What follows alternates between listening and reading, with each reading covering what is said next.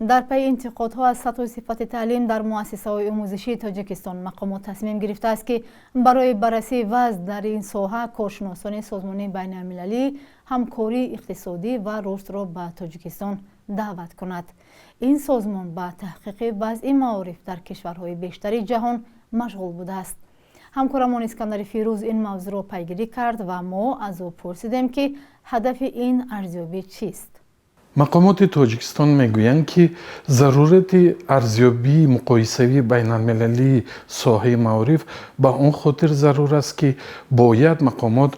کمبودی ها و پیشرفت های ساحه را معین سازند و تاکید شد که در گذشته چند کشور همسایه به مثل قزاقستان، ازبکستان و قرقیزستان از چنین ارزیابی گذشتند و در نتیجه ساحه معارف این کشورها رشد کرده است و باید بگوییم که در چند سال اخیر ساحه معارف تاجیکستان پیوسته مورد انتقاد هم مقامات و هم کارشناسان قرار می گیرد و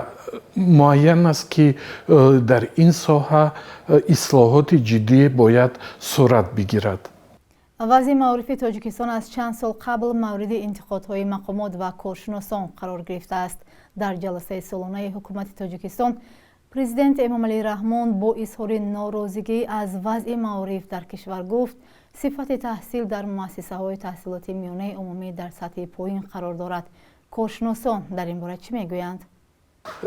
با چند کارشناسی که صحبت کردم آنها تاکید میکنند که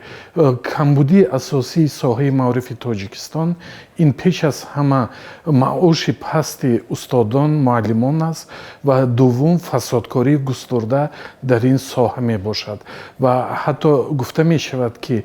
این ساحه از زمان شوروی سابق تا حال هیچ اصلاحات را ندیده است و حالا زمان